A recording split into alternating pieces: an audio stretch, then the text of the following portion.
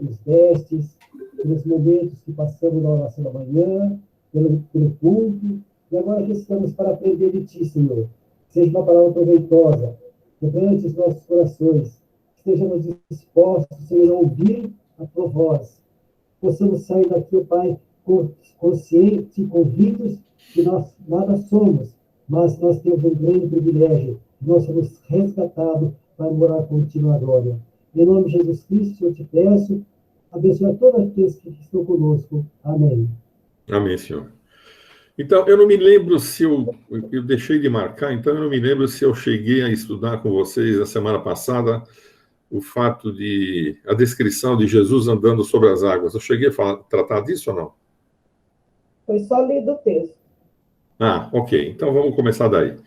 Então, o primeiro texto é o João 6, de 16 a 21, que diz: ao descambar o dia, os seus discípulos... Veja, isso aí é sequência, a multiplicação dos pães e peixes. Foi logo em seguida. Ao descambar o dia, os seus discípulos desceram para o mar e, tomando um barco, passaram para o outro lado, rumo a Cafarnaum. E já se fazia escuro, e Jesus ainda não viera a ter com eles. O mar começava a empolar-se, agitado pelo vento rígido que sobrava. Tendo navegado uns 25 estádios, eis que viram Jesus andando sobre o mar, aproximando-se do barco, e ficaram possuídos de temor.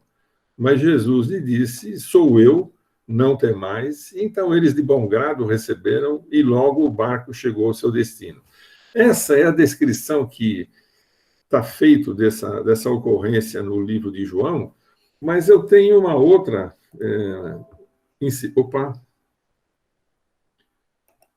Tem uma outra em Mateus que é um pouco mais detalhada, e eu vou querer usar essa aqui para a gente estar fazendo as observações. Ele diz aqui, eu vou começar do versículo 24. Na quarta vigília da noite, então isso qual aí... Qual capítulo, Vili? Mateus 14, 22 e 23, tá. Perdão. Obrigada.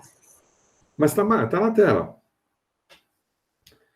Então, na quarta vigília da noite, foi Jesus ter com eles andando por sobre o mar, e os discípulos, ao verem-no andando sobre as águas, ficaram aterrados e exclamaram: é um fantasma. E, tomados de medo, gritaram. Agora, imagina, você tá num lago, você está no mar, em algum lugar, é de noite, por volta de 11 à meia-noite, está escuro. De repente, os camaradas veem alguém andando sobre as águas. De onde vinha iluminação para esses camaradas perceberem quem vinha andando? O fato é que Jesus, de fato, vinha andando por sobre as águas. E os camaradas o viram, só que não o reconheceram.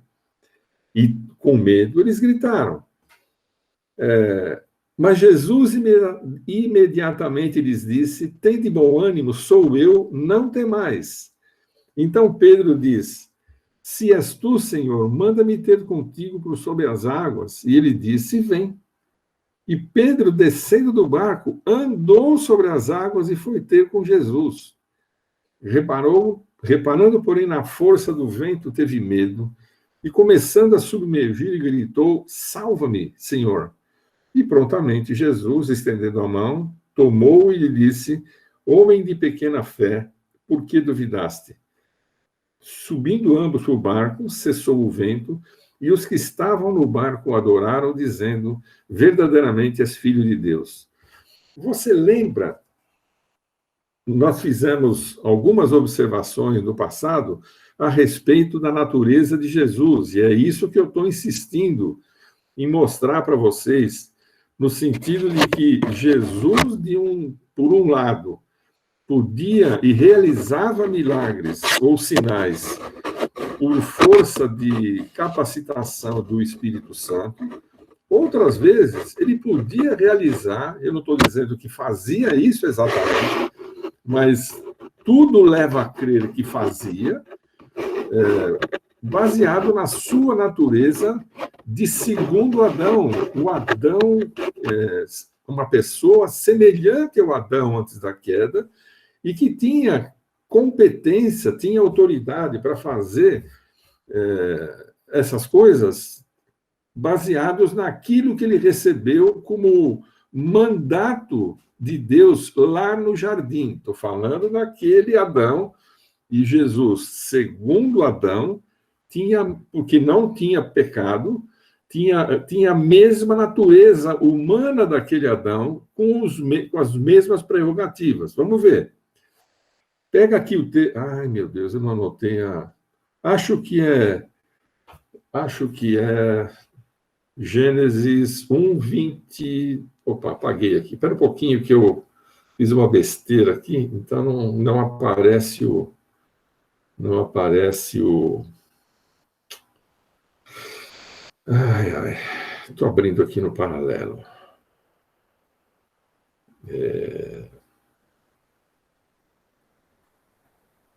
Está aqui, 26.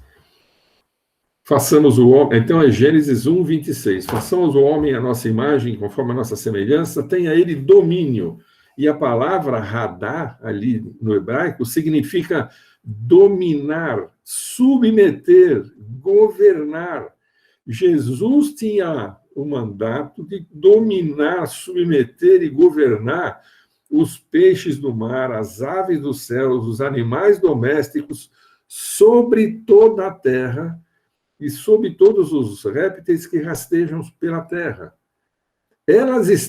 Essa natureza estava sujeita à vontade, à disposição de Jesus, da mesma forma como estava para Adão antes da queda. O problema é que o Adão antes da queda, perdeu essas prerrogativas por conta da desobediência, mas o Jesus que nós estamos estudando, que nasceu sem pecado, não estava sujeito a essas limitações, ele podia exercer isso. Então, da minha perspectiva, é muito possível que Jesus estivesse exercendo, em algumas circunstâncias, naturalmente, o domínio sobre a natureza. Entenderam até aqui? Um pouquinho mais adiante diz assim: e Deus os abençoou e disse, sede fecundo, multiplicai-vos, enchei a terra, e agora a palavra é sujeitai-a, que parece ser alguma coisa semelhante, mas a tradução sugere alguma coisa de subjugar, de colocar sob o seu jugo. Ele tinha essa prerrogativa, e repete a palavra, dominar sobre os peixes do mar, as aves do céu, e assim por diante. Então, o que Jesus está fazendo ali, andando sobre as águas, é alguma coisa perfeitamente possível a um ser humano sem pecado, sem o pecado de Adão. Aquela prerrogativa que Adão perdeu. Nós já vimos que Jesus tinha essa possibilidade de agir, e por isso nós podemos ver quanto nós perdemos por conta do pecado de Adão. Quanto isso nos prejudicou, quanto isso nos limitou.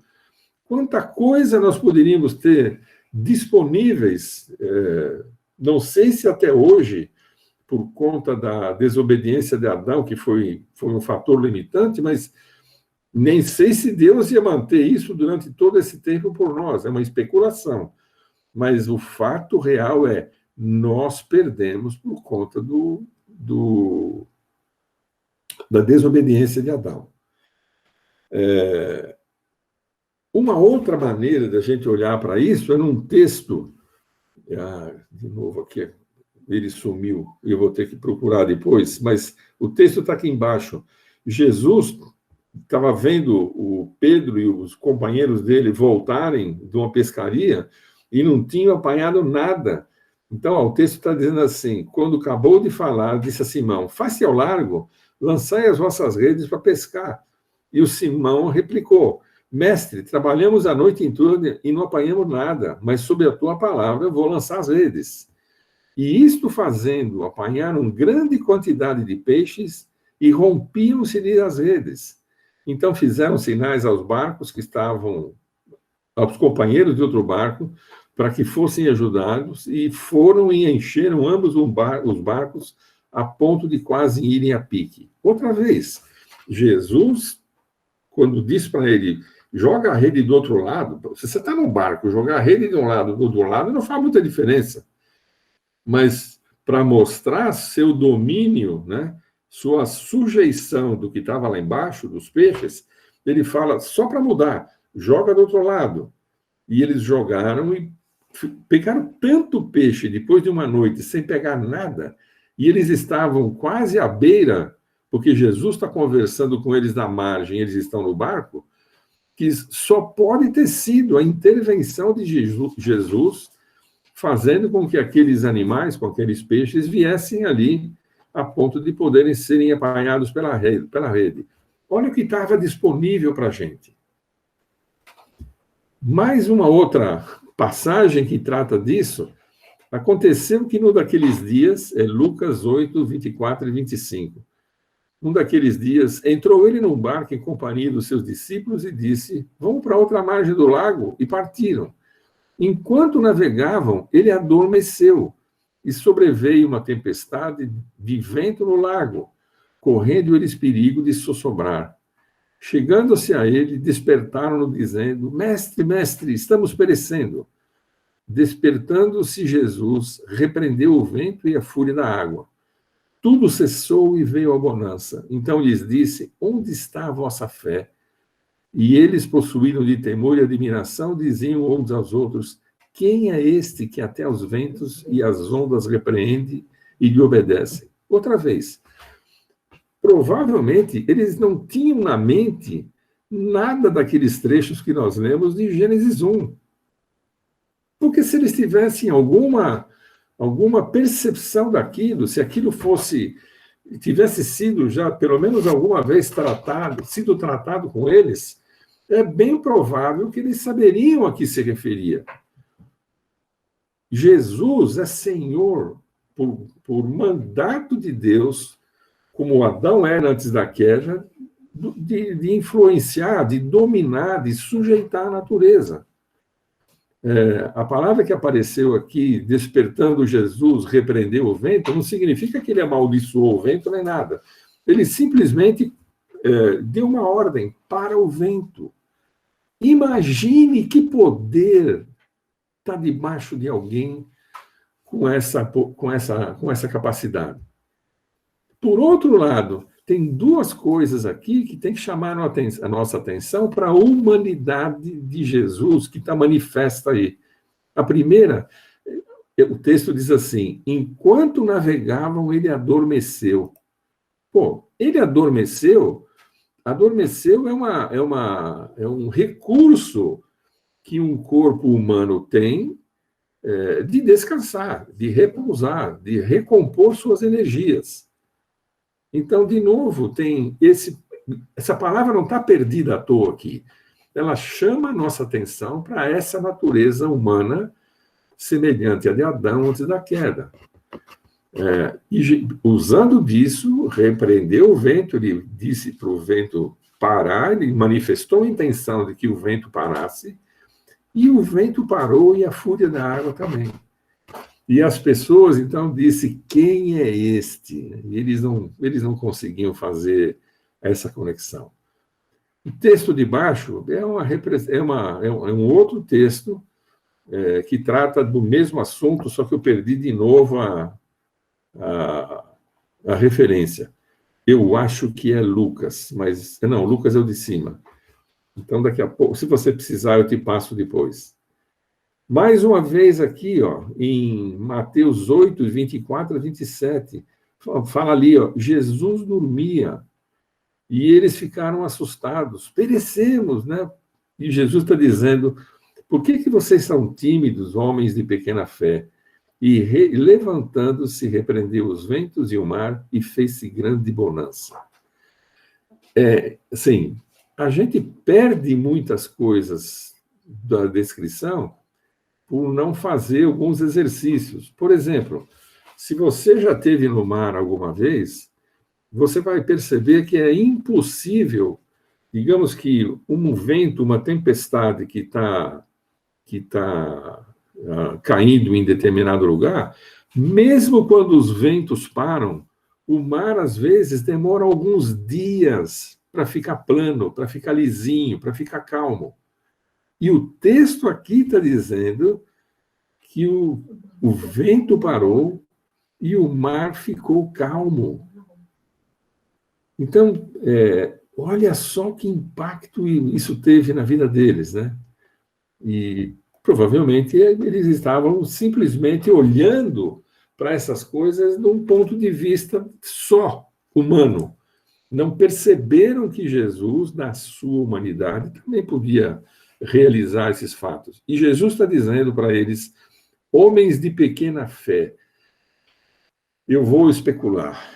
Eu sei que não tem nenhuma evidência a não ser o que Jesus está falando, em procurar alguma alternativa para isso.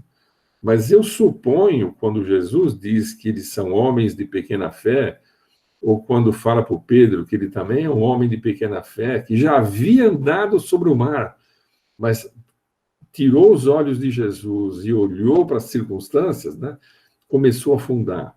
E eles nem estavam aí. Jesus tinha acabado de multiplicar pães e peixes para 10 mil pessoas aproximadamente. E eles ainda continuavam incrédulos. Apesar de eles dizerem, você é filho de Deus, verdadeiramente você é filho de Deus, mas a cada nova situação, de novo, eles tiravam os olhos de quem era Jesus, ou para o que deveria ser a interpretação deles, de que de fato Jesus era filho de Deus, e ficavam atônitos, né? Voltavam outra vez ao início da sua incredulidade. Agora, nós vamos dar uma olhada num texto que, de verdade, certamente exigiu de Jesus uma intervenção que corresponde àquilo que nós vimos há 2 aulas atrás, né? De que Jesus foi ungido com o Espírito para curar. Vamos olhar aqui esse texto agora que vem em João 9, de 1 a 12, que se trata da cura do cego de nascença. Caminhando, Jesus viu um homem cego de nascença. Por que está destacado isso, cego de nascença? Porque, segundo a ciência, um bebê nascido há 8 dias e privado da visão, ainda que ele seja perfeito, biologicamente perfeito, se nos 8 primeiros dias ele não exercitou a visão, ele fica cego para o resto da vida. Não se completam algumas ligações nervosas que têm que ser estimuladas pela luz para que ele possa, de fato, enxergar. Então, eles já sabiam disso indiretamente, e quando se fala um cego de nascença, era um cego que não tinha esperança nenhuma de recuperar a vista. Não dependia de nenhum curativo, não dependia de nenhuma intervenção, nada. Ele estava literalmente liquidado do ponto de vista de visão. Então, esse é o indivíduo que ele viu, né, cego de nascença, e os seus discípulos perguntaram, quem pecou? Foi ele ou foi seus pais para que nascesse cego? E Jesus respondeu, nem ele pecou, nem seus pais, mas foi para que se manifestem nele as obras de Deus. Deus tem propósito em tudo aquilo que faz.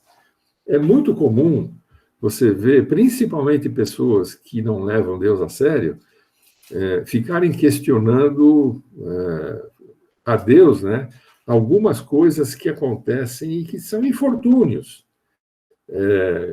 Lamentavelmente, essa perspectiva não é incomum. Isso é muito comum, e eles estão expressando isso ali, né? Para esse camarada nascer cego, e essa era a visão teológica naquela época, alguém deve ter feito algum mal, porque esse bebê acabou de nascer, né? E Jesus está dizendo, nem ele pecou, nem seus pais, mas ele foi um objeto para que se manifestem as obras de Deus. É necessário que façamos as obras daquele que me enviou enquanto é dia, porque a noite vem quando ninguém pode trabalhar. Enquanto estou no mundo, sou a luz do mundo. Interessante, Jesus vai realizar um milagre. Perdão, Jesus vai realizar aqui um sinal, mas ele, na hora de realizar o sinal, ele inclui os seus discípulos. Observe ali, façamos as obras daquele que me enviou. O enviado é Jesus, mas ele inclui os seus discípulos nessa realização. E ele diz, não é trocadilho, mas é alguma coisa para chamar a nossa atenção, né? Eu sou a luz do mundo. E aí, o que eu suponho que ele está dizendo ali, né? Olha o que eu vou fazer, olha o que vai acontecer, olha a autoridade que eu tenho, e aqui provavelmente, e muito provavelmente, essa autoridade veio daquela unção, né, de que ele tinha o Espírito para curar. Aí ele cuspiu na terra, fez um lodinho com a saliva, aplicou nos olhos do cego e disse, vai, lava-te no tanque de Siloé. E é interessante, quando Jesus dava uma ordem assim, como nós já vimos no caso do aleijado, levanta-te, toma a tua cama, teu leito e anda, esse camarada não discutiu com Jesus que ele era cego de nascença. Jesus falou para ele ir no tanque lavar os olhos, ele foi, e o texto diz que ele lavou-se e voltou vendo. Então os vizinhos e os que dantes o conheciam de vista como mendigo perguntavam, não é este o que estava sentado pedindo esmolas? E uns diziam, é ele, outros diziam, não, se parece, mas não é. E ficou aquela discussão. E alguém perguntou para ele, como é que te foram abertos os olhos? E ele respondeu, o homem chamado Jesus. Interessante, né? O homem chamado Jesus fez lodo, untou-me os olhos e disse-me, vai ao tanque de Siloé e lava-te. Então fui, lavei e estou vendo. Todos esses milagres de Jesus em cima de pessoas sempre tinha uma ordem de Jesus para aquele que estava sendo beneficiado com aquele sinal. E é algo que nós temos que considerar. Então, já falei para vocês, ele era um cego de nascença, ou seja, tinha uma definição fatal para a sua capacidade de enxergar. Qual era a razão para aquela doença? E o texto nos diz, né, para que se manifestasse a glória de Deus. E eu queria fazer um exercício com vocês aqui, pegando um paralelo lá do passado, né? Jó é o primeiro livro da Bíblia. E você pega... Deixa eu pegar aqui. Jó.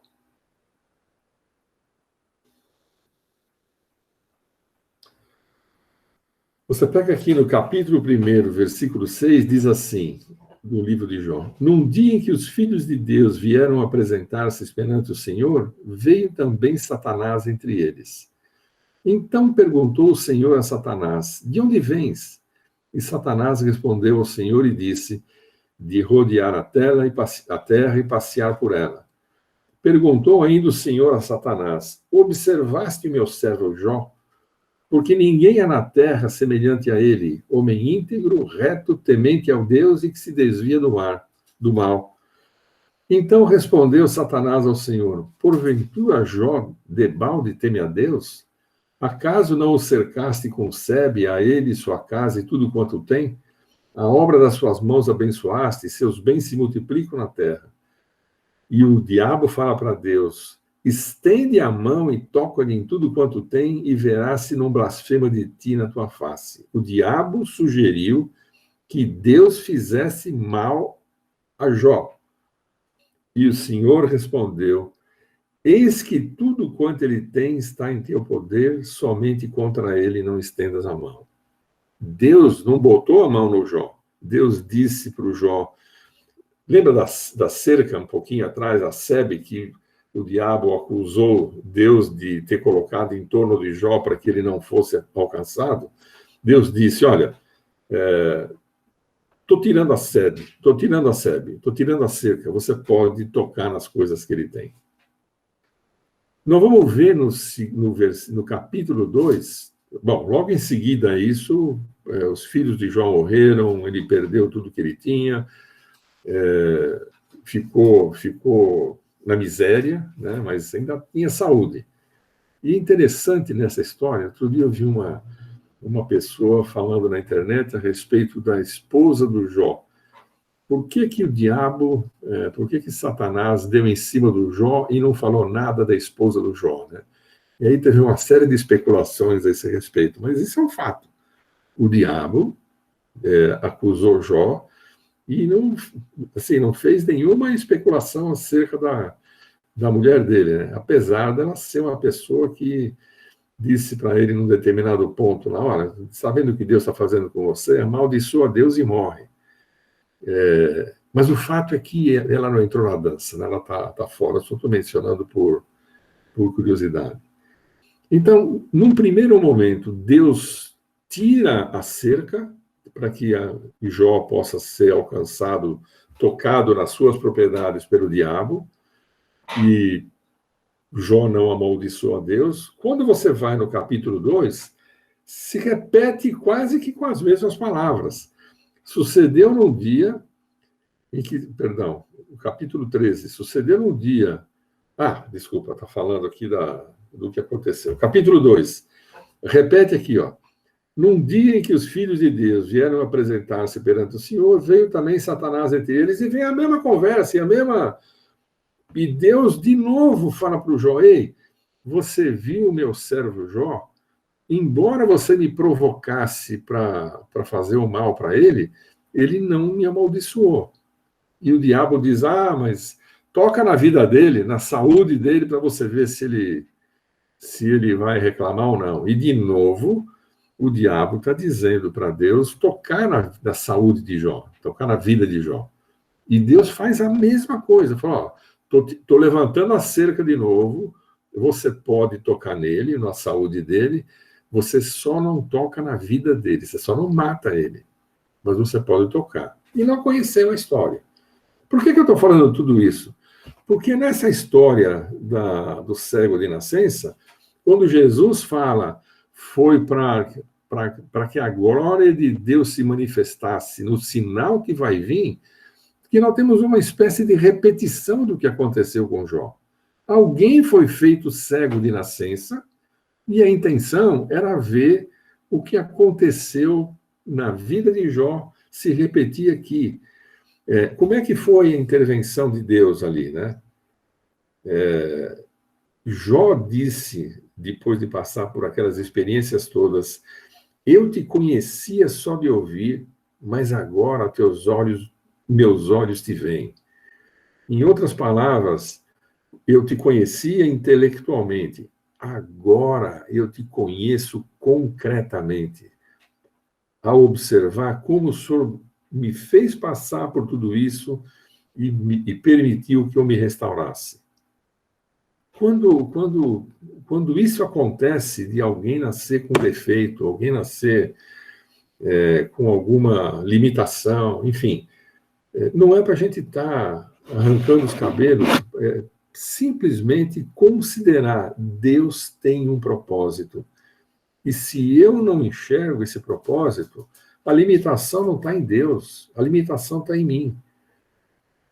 A minha postura correta é buscar entender em mim qual é a razão de eu não perceber o objetivo que Deus tem de ensino com aquela circunstância.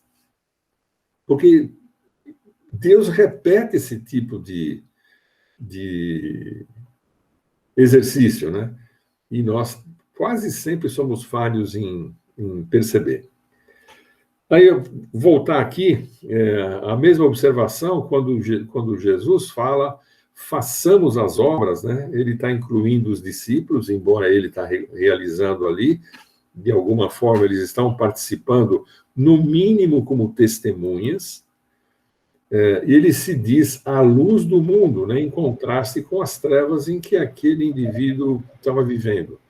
E ia passar a enxergar fisicamente, a partir dali, por conta da intervenção de Jesus. Sabemos... Oba! Dá uma olhadinha em Provérbios 16, 4. Vamos lá. Todo mundo procura aí Provérbios 16, 4. Aqui eu não estou tendo página para virar, mas ele... Quer que eu leia? O Senhor fez todas as coisas para determinados fins, até o perverso para o dia da calamidade. É isso aí. Tudo que nos cerca, né, por mais perplexidade que nos causa, ou que nos cause, Deus tem um propósito específico, mesmo que seja o perverso para o dia da calamidade. Obrigado, Paulo.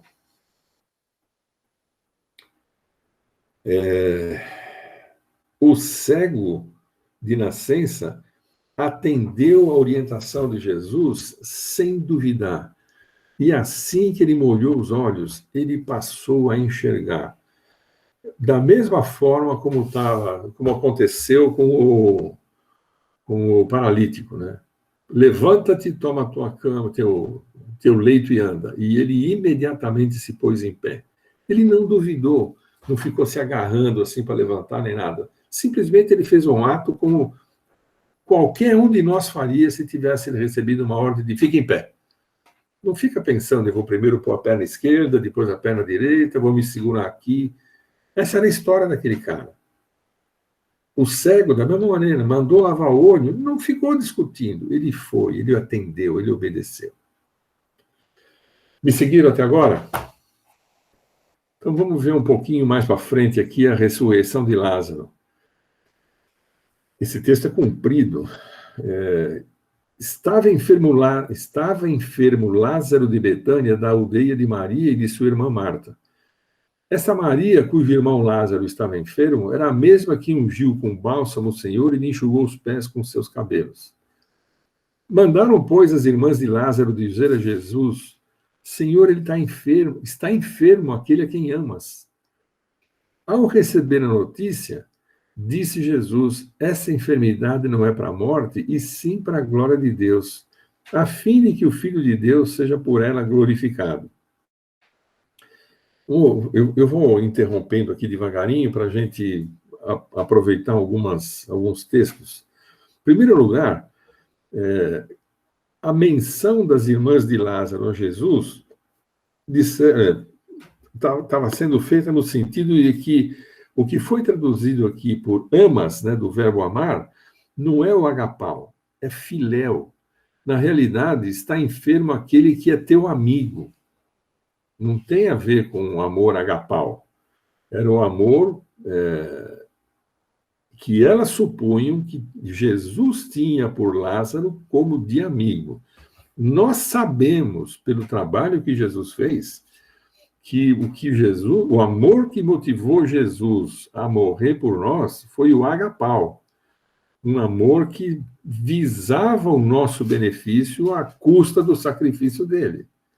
O amor filéu, o amor de amigo, ele é um amor que depende de reciprocidade. Não é como o agapau. Não é como o agapau. O agapau não depende de reciprocidade. E Jesus não corrige isso aqui. Ele aceita o texto como a informação, a palavra, como alguma coisa normal. Ao receber a notícia, disse Jesus: esta enfermidade não é para a morte, e sim para a glória de Deus, a fim de que o Filho de Deus seja por ela glorificado. Outra vez, Jesus já tinha curado o cego de nascença, Jesus já tinha multiplicado pães e peixes, Jesus já tinha feito o paralítico andar, Jesus já tinha feito o cego de nascer se enxergar, e assim por diante, tinha andado sobre as águas, mas agora ele diz que essa enfermidade que ele está tendo não é para a morte, e sim para a glória de Deus. Olha, nós vamos ver daqui um pouquinho, se nós seguirmos a leitura, que o Lázaro morreu. Por que Jesus fala que não era para a morte? Lázaro, de fato, morreu. A menos que ele tivesse ficado num estado de torpor ou coisa dessa natureza, coisa que o texto, um pouco mais adiante, vai desfazer. Porque quando ele manda abrir a porta do sepulcro, uma das irmãs de Lázaro diz: meu senhor, ele já está cheirando, a decomposição já está avançada. Isso é um sinal para nós, registrado ali, de que, de fato, ele havia sido alcançado pela morte física, né? Lembra, uma das coisas que a gente demora muitas vezes para estabelecer conexão é a relação entre o pecado e a morte. A ideia do salário do pecado é a morte, é que por conta do pecado a morte chegou para todos nós. Para uns mais cedo, para outros mais tarde, mas essa é uma realidade que todos nós temos que encarar. Só tem uma exceção para isso, né? É o pessoal que vai ser arrebatado no dia do Senhor. Esses não vão passar pela morte. Esses estão gozando de uma determinada condição de misericórdia por conta da sua vida e compromisso com o Senhor aqui nessa terra. Mas isso não é assunto para a gente estar tratando agora, senão nós vamos perder essa... Nós não vamos conseguir concluir hoje. Mas Jesus está dizendo, essa enfermidade não é para a morte. Estou imaginando que ele está pensando de que isto não é uma morte definitiva. Estou imaginando que, sabendo o que ele ia fazer, ele ia restaurar essa condição de morte. E, de fato, depois de ressuscitado, nós vamos ver mais para frente, nesse evangelho, que durante um tempo os fariseus tentaram matar Lázaro para assumir com esse testemunho, mas o fato é que, mais adiante, Lázaro morreu de novo. E aí, de uma maneira definitiva. Ele foi alcançado por ela. Mas, vamos aqui destacar. Esta enfermidade não é para a morte, mas para a glória de Deus, a fim de que o Filho de Deus seja glorificado. Ele está dizendo que essa é uma oportunidade deles verem um sinal fantástico que o Filho de Deus ia realizar e que mostra a sua autoridade até sobre essa sentença inexorável. Todo ser humano vai morrer. Então, tem aqui algumas... Vamos seguir no texto aqui, versículo 5. Ora, amava Lázaro,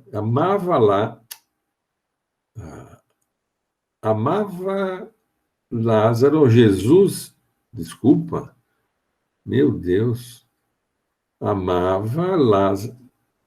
Esse amava que está aqui, que se segue no versículo 5, é agapau. A irmã de Lázaro, quando se referiu, da perspectiva dela, do amor que ela imaginava que Jesus tinha por eles e eles por Jesus, se referiu ao filéu. Mas o texto agora, quando fala esse amava do versículo 5, a palavra ali é agapau. Jesus tinha por eles esse agapau, esse amor incondicional. Quando, pois, soube que Lázaro estava doente, ainda se demorou 2 dias no lugar onde estava. Então, ele sabia mesmo, e não era para ele se garantir, era para que todos os outros soubessem que Lázaro tinha morrido de fato. Ele não voltou na hora. Se ele quisesse, ele podia ter feito da mesma forma como com aquele oficial do rei que pediu pelo filho e curou à distância. Ele poderia ter curado Lázaro à distância. Por que não curou? A fim de que o Filho de Deus seja por ele glorificado.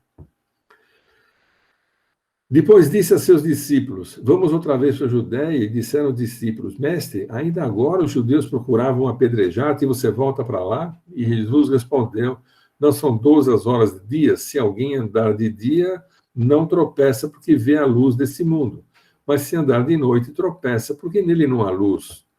Isso dizia, e depois lhes acrescentou, nosso amigo Filéu, né, Filos, Lázaro adormeceu, mas vou para despertá-lo. Nós sabemos que Lázaro estava morto, porque o texto anterior diz que sim. Disseram os discípulos, se dorme, então ele está salvo. E Jesus falara com respeito à morte de Lázaro, mas supunham que tivesse falado do repouso do sono. Então Jesus lhes disse claramente, Lázaro morreu. E por vossa causa me alegro que lá não estivesse, para que possais crer. Porque senão iam achar que ele fez uma intervenção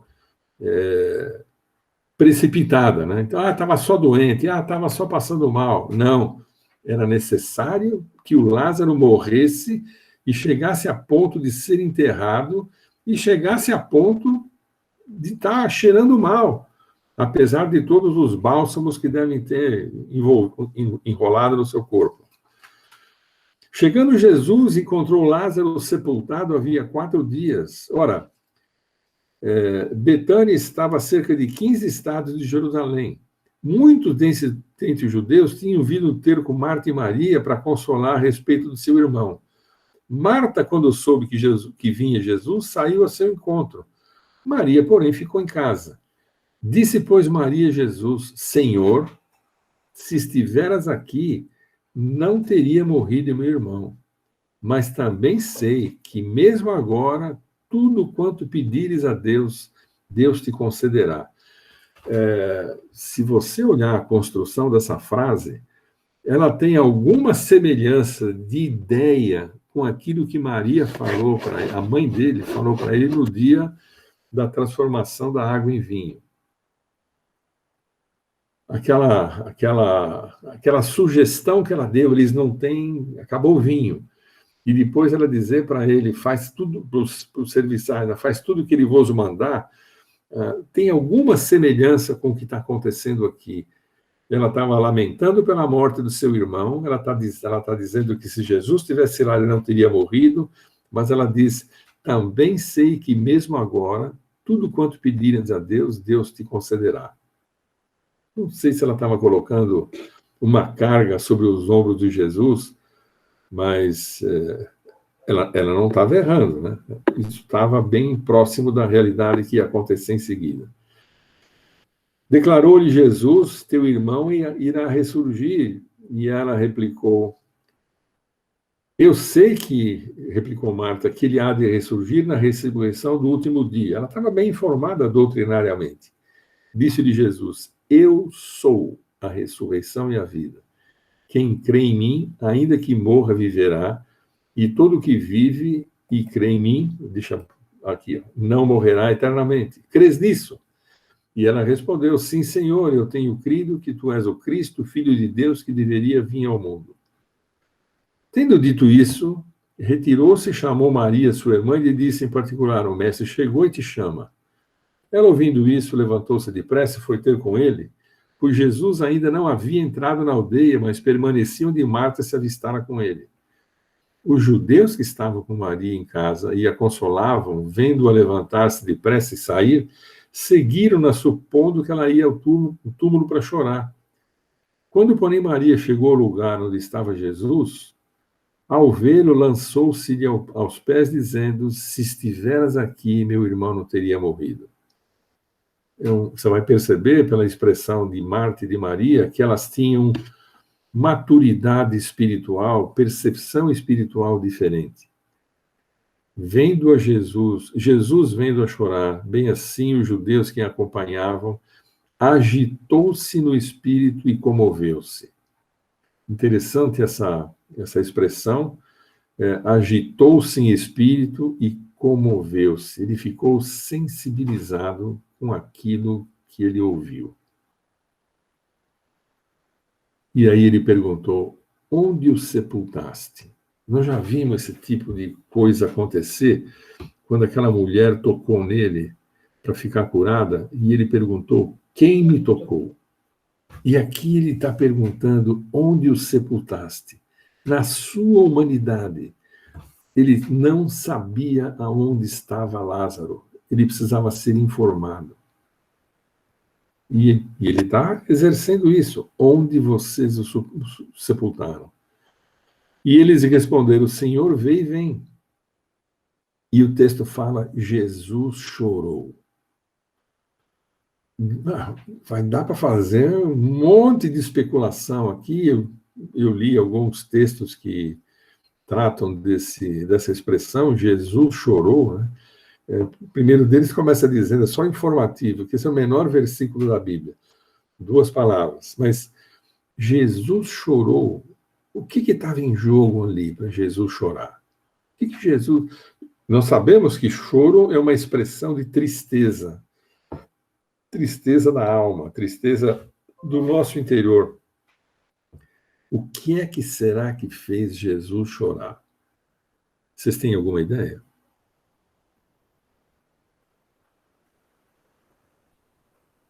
Alô? Vocês têm alguma ideia? Vamos lá. Ou a descrença da humanidade, ou ele estava sentindo falta mesmo do Lázaro, né? É uma possibilidade. Ô, Mas filho, acho que aí ele sabia o que ele ia fazer, por que é que Jesus chorou? O texto fala que ele sabia o que ele estava para fazer. Por que ele chorou? aí não pode ter duas possibilidades. Primeiro, porque ele realmente amava aquela família.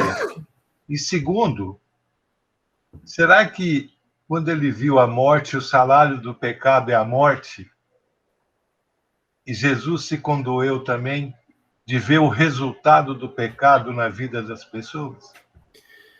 Mas isso aí não é a primeira vez que acontece com Jesus, né? Ele tinha mais de 30 anos nessa época. Certamente ele já tinha visto um monte de gente morrer. Ele tinha visto João Batista, o primo dele, morrer. Eu imagino que não seja por isso, né? Eu posso especular um pouquinho? Quando Jesus fala do rico e do Lázaro, embora seja o mesmo nome, ele certamente não é a mesma pessoa. Você conhece a história, né, do Lázaro que ficava na porta do rico e se contentava de pegar as migalhas que caíam da mesa dele? E que os dois morreram e que compareceram cada um no seu lugar. E que lá o rico, que nem tinha nome, o Lázaro ainda tinha. O texto trata daquele rico como rico, nem nome não deu para ele. Viu Lázaro consolado no seio de Abraão, e aí tem aquele diálogo, né? Pô, por que ele está aí? Manda ele botar o dedinho na água, manda botar o dedo úmido na minha boca para me aliviar dessa chama, assim por diante. E o Abraão, naquele diálogo, diz: os que estão aqui não podem ir para aí, e os que estão aí não podem vir para cá. Não tem como passar de um lado para o outro, né? Do lado do conforto para o lado do sofrimento. Eu imagino que Jesus estava contemplando que Lázaro, esse Lázaro agora da história aqui, depois de morto, tinha caminhado para aquele local, o seio de Abraão, e que agora ele estava sendo, por intervenção de Jesus, eu não diria punido, mas sentenciado a voltar para esse vale de lágrimas, para esse ambiente onde impera o pecado, onde impera o sofrimento, depois de ter sido colocado num lugar de descanso. Suponho que o amor de Jesus por Lázaro era tão genuíno que, sabendo o que ele tinha que fazer e que ele deveria ressuscitar Lázaro para que a glória de Deus e a glória do Filho do Homem ficasse manifesta, um dos resultados disso é que Lázaro ia ser removido de um ambiente de conforto, de novo, para um ambiente de sofrimento. Nós podemos olhar para isso e ficarmos contentes. Jesus ressuscitou Lázaro. Ótimo, mas o Lázaro perdeu. Ele não foi promovido, ele não recebeu esse benefício. Ele vai morrer outra vez e vai voltar para aquele lugar, certamente. E Lázaro, de fato, no futuro morreu, naquele futuro morreu. Mas eu suponho, Olha, eu posso estar errado, mas a minha leitura disso é que Jesus chorou por conta de ver o que ia acontecer com Lázaro nesse ambiente. Se você continua vendo o Evangelho de João, você vai ver que os fariseus procuraram matar o Lázaro por conta dele ser um testemunho vivo do poder de Jesus. E isso deve ter causado para o Lázaro um monte de desconforto. Além do que, de novo, estava sujeito a doença, estava sujeito a perseguição, estava sujeito a uma série de infortúnios que só acontece com quem está vivo. Uma vez que você morreu, acabou o sofrimento. Jesus chorou por conta de fazer com que seu amigo querido tivesse que retornar ao sofrimento como humano. Entendeu? Depois, se você tiver estudado isso e tiver outra avaliação disso, eu ficaria grato se você me esclarecesse. Mas, assim, do que eu vi, o mais plausível é pensar nisso. Mas vamos lá. Então disseram os judeus, vede quanto o amava. De fato, verdade, amava tanto que ele se entristeceu de ter que trazê-lo de volta. Mas alguns objetaram, não podia ele que abriu os olhos ao cego fazer com que este não morresse? Jesus, agitando-se novamente em si mesmo, encaminhou-se para o túmulo, e este era uma gruta cuja entrada tinha posto uma pedra. Então Jesus ordenou, tira a pedra. Outra vez, uma coisa para a gente observar aqui. Jesus vai fazer um morto ressuscitar. Ele não podia dizer para a pedra, sai daí? No entanto, como de tantas outras vezes, ele usa a participação das pessoas que estão à volta para envolvê-las no que está acontecendo ali. Ele disse para as pessoas que estavam lá, tira a pedra.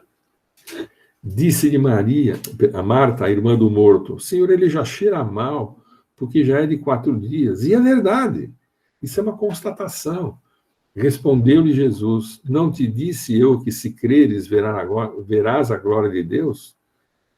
Tiraram então a pedra, e Jesus, levantando os olhos para os céus, disse, Pai, graças te dou porque me ouviste.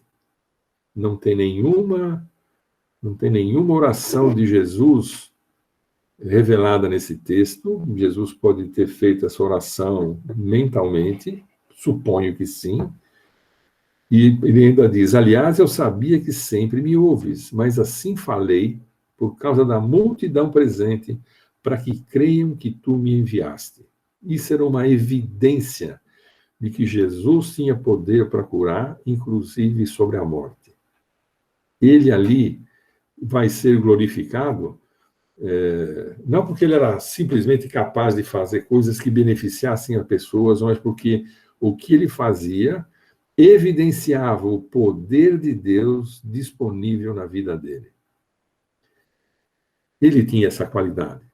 E tendo dito isso, clamou em alta voz, Lázaro, vem para fora. Saiu aquele que estivera morto, tendo os pés e as mãos ligados com ataduras e o rosto envolto num lenço.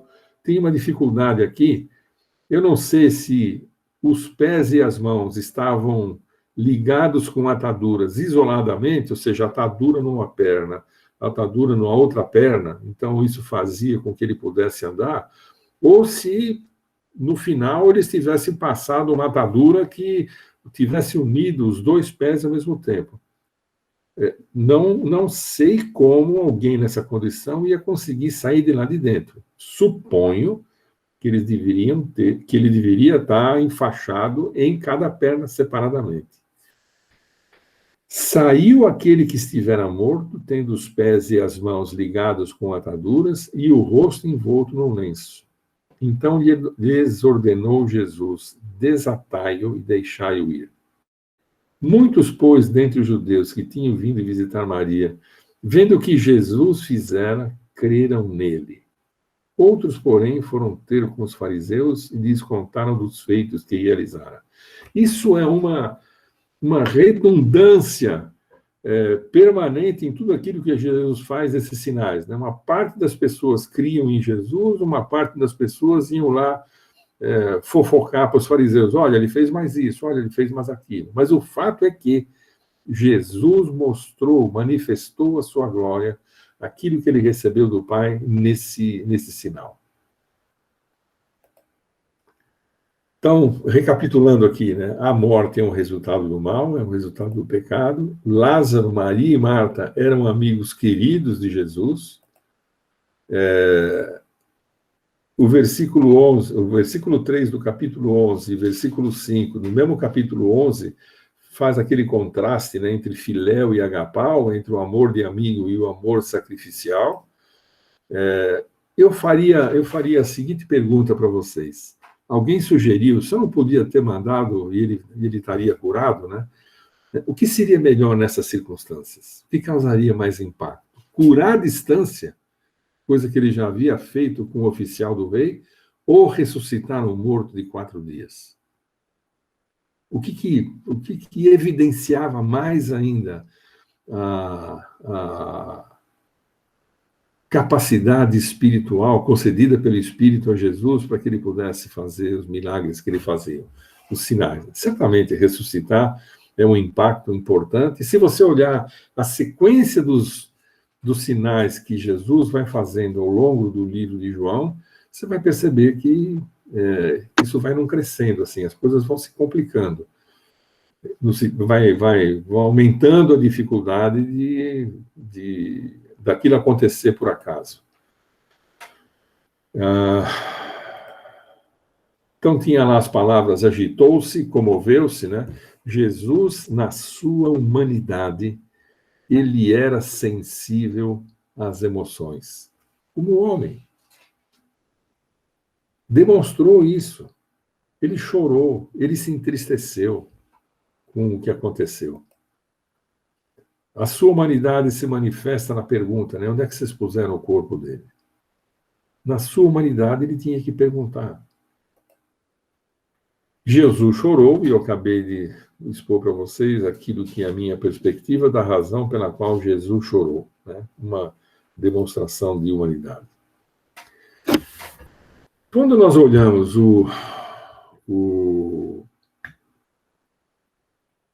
a descrição dos sinais de Jesus, você vai ver lá no versículo, em João, lá para frente, que ele faz menção de que esses foram os sinais que Jesus fez, mas fez outros mais, e que esses sinais eram para que as pessoas que tivessem testemunhado isso tivessem oportunidade de crer, de entender que ele era o Cristo, que ele haveria de vir. Mas são 7 aqueles sinais. Mas tem um sinal, que eu chamei de 8º sinal, que é a ressurreição do próprio Jesus. Vamos lá, vamos ver essa descrição aqui, que aparece que precede, né, o que vai acontecer no futuro. Estando próximo à Páscoa dos judeus, subiu Jesus para Jerusalém e encontrou no templo os que vendiam bois, ovelhas, pombas, os cambistas assentados. E assim por diante. Você conhece a história? Eu vou passar para o versículo 18. Quando ele começou a expulsar de lá aqueles vendedores, perguntaram depois os judeus, que sinal nos mostras para fazer o que você está fazendo? Jesus respondeu, destruí esse santuário e em 3 dias o reconstruirei. Replicaram os judeus, em 46 anos foi edificado esse santuário, e tu em 3 dias o levantarás? Ele, porém, se referia ao santuário do seu corpo, e quando, pois, Jesus ressuscitou dentre os mortos, lembraram-se os seus discípulos de que lhe dissera isso, e creram na Escritura e na palavra de Deus. Naquela circunstância, ninguém percebeu o que Jesus estava dizendo. Mas quando ele ressuscitou, depois dos 3 dias sepultado, aquilo passou a fazer sentido. Vamos olhar um outro detalhe, lá em João 10, de 14 a 18. Ele está fazendo uma descrição dele próprio. Eu sou o bom pastor, conheço as minhas ovelhas e elas me conhecem. Assim como o Pai me conhece, eu conheço o Pai e dou a minha vida pelas ovelhas. Ainda tenho outras ovelhas não desse aprisco, a mim me convém conduzi-las, elas ouvirão a minha voz, então haverá um rebanho e um pastor. Por isso o Pai me ama, porque eu dou a minha vida para reassumir. Opa! Eu dou a minha vida, e está dizendo em seguida, para reassumir. Ninguém a tira de mim. Pelo contrário, eu espontaneamente a dou. Tenho autoridade para entregar e também para reavê-la. Este mandato recebi do meu Pai. Veja, Jesus, por não ter cometido pecado, sobre ele não caía a maldição de o salário do pecado é a morte.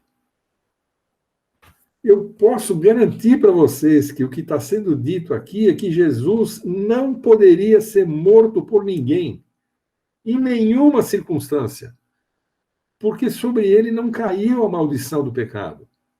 A única possibilidade disso acontecer era ele dar a sua vida e depois, oportunamente, a reassumir. Ele está dizendo, eu tenho autoridade, eu recebi esse mandato, eu recebi essa procuração de Deus. Eu posso fazer isso, e certamente vou fazer isso, né? Tenho autoridade para entregar e também para reavê-la. Veja, que coisa interessante. Lá no jardim, quando Jesus está na sua agonia, ele diz, Pai, se queres, passa de mim esse cálice. Ele estava vendo o que ia acontecer para frente. Contudo, não se faça a minha vontade, sim a tua. Jesus não estava procurando passar longe do sofrimento físico. O que atormentava Jesus, o que deixava Jesus passar pela agonia que ele estava passando ali, é que ele ia ficar separado do Pai durante algum tempo. Uma relação que durante toda a eternidade foi mantida íntegra, ali por nossa causa ia ser rompida, ainda que por alguns minutos, ainda que por alguns instantes.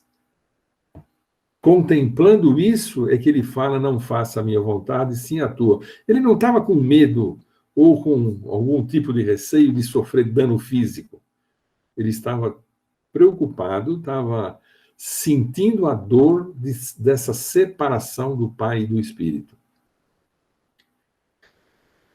E quando depois Jesus tomou o vinagre, ele disse, está consumado. Essa palavra que foi traduzida por consumado, teléo, ela significa perfeito. Cumpri perfeitamente aquilo que tinha sido pré-determinado. E olha que coisa interessante. E inclinando a cabeça, rendeu o Espírito. Ninguém matou Jesus. Jesus entregou o Espírito ao Pai. Acabou o meu trabalho. Está consumado. Percebe?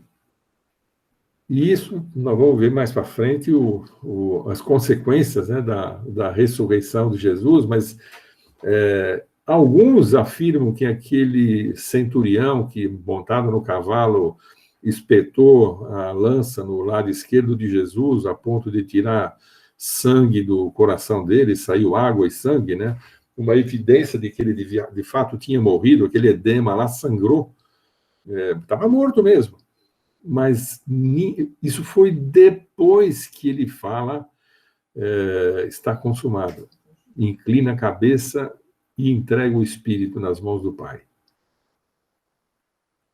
Ninguém tira de mim.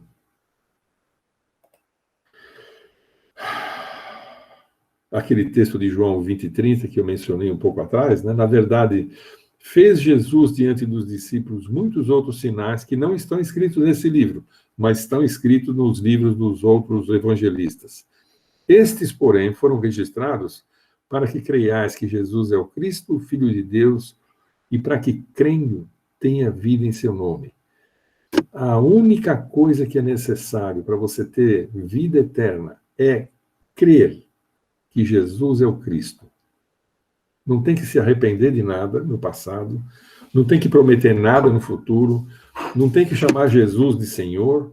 Você tem que reconhecer que Ele é o Cristo, aquele que morreu no seu lugar, e através do qual você recebeu o direito da vida eterna, no nome dEle. Só isso. Terminei. Pergunta?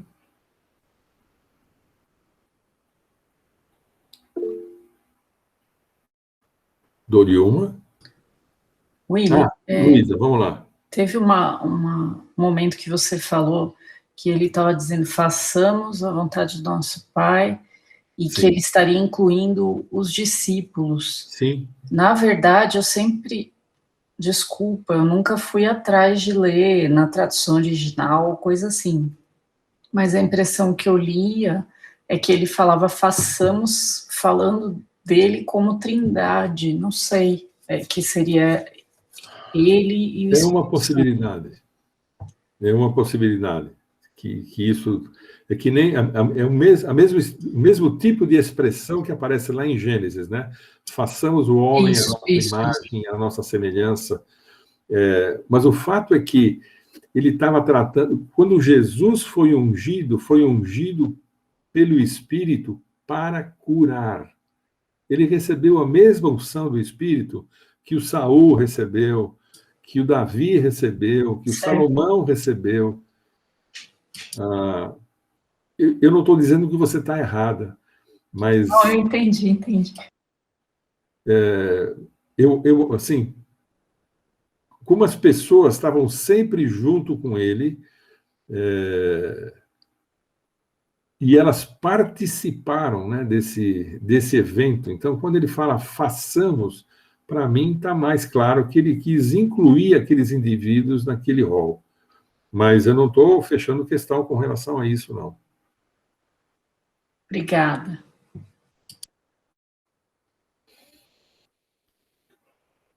Mais alguém? Ô, Heloísa, já que você fez a pergunta, se você quiser, por favor, nos despedir com uma oração, eu te agradeço. Senhor, me coloco com humildade na sua presença para agradecer por o Senhor ter morrido na cruz por nós, ter nos reconciliado com o Pai, apesar de nós não merecemos. E te agradeço por podermos estudar a sua palavra, Senhor. Te agradeço pela disponibilidade do William de estar conosco, Senhor. Te agradeço pela disponibilidade da nossa igreja de estar sempre incentivando, Pai, o estudo e mergulhar na sua palavra, Senhor, que é a verdade, Pai.